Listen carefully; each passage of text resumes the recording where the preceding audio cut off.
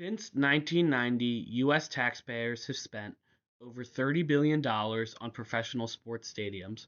According to the Brookings Institution, that amount equals the construction of more than 600 new public high schools.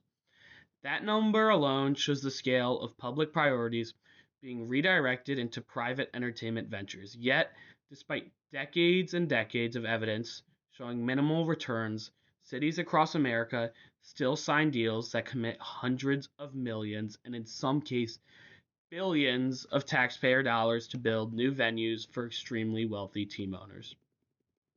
Supporters of these subsidies claim stadiums bring jobs, tourism, and civic pride. But sports economist Michael Leeds points out that the economic impact of a sports team on a city is so small that it often mirrors the impact of a mid sized department store, not a major economic engine. That gap between perception and reality is a part of what makes this issue so important.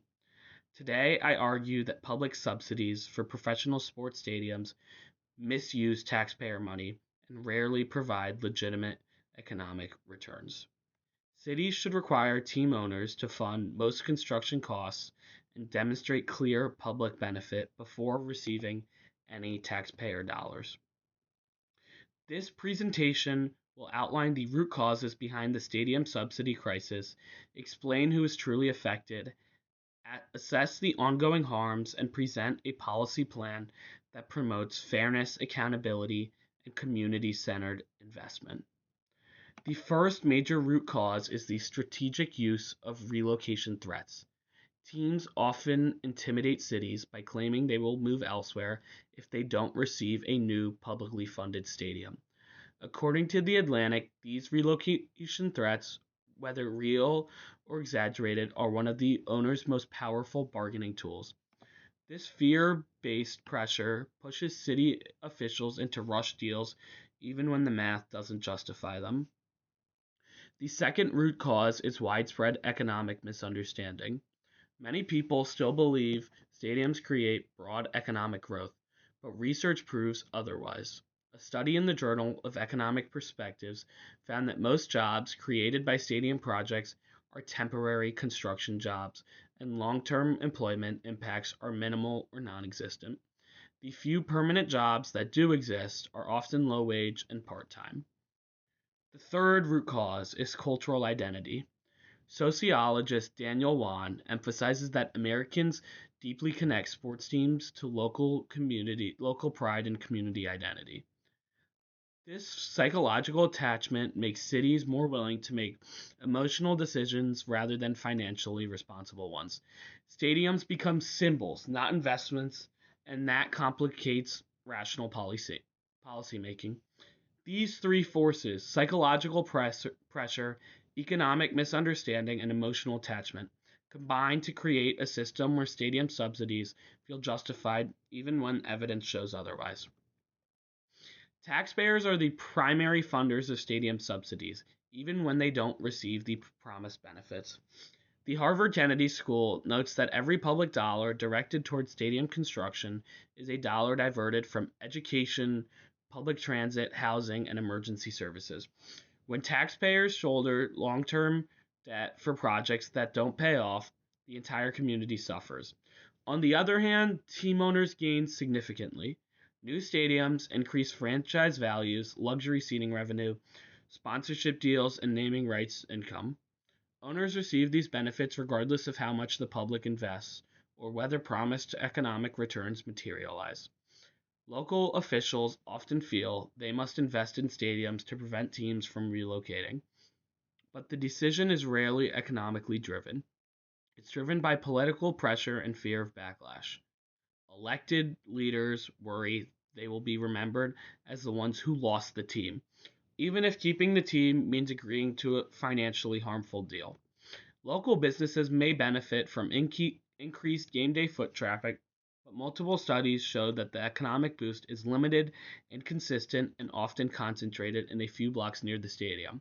Very few businesses experience lasting, broad economic transformation. There are four major harms as the status quo continues: loss of funding for essential services.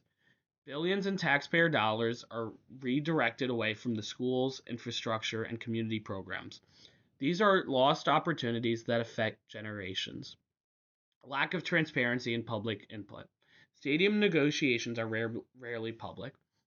The vast majority of stadium subsidy deals occur behind closed doors, preventing meaningful public involvement. Communities learn details only after agreements are almost finalized. Long-term financial obligations. Even after construction, cities face ongoing costs for maintenance, police presence on game days, and infrastructure support. These expenses often continue for decades. Minimal measurable economic return.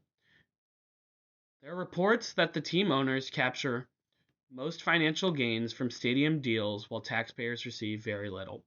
Cities often lock themselves into deals that provide symbolic benefits but fail financially.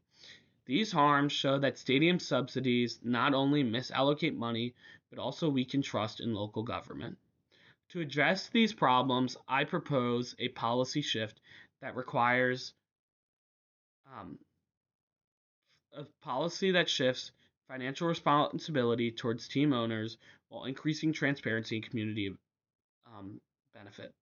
Excuse me. The actors would be city and state governments, which would implement the policy under newly established federal transparency guidelines.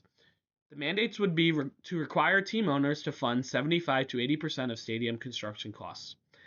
This would also lead to allowing public dollars only for projects that serve the broader community, like transportation improvements or public parks.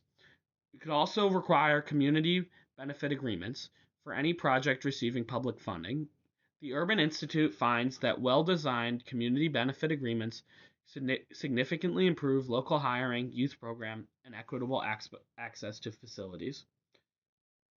The final mandate would be to publish all stadium negotiations and financial details so citizens can evaluate proposals before approval.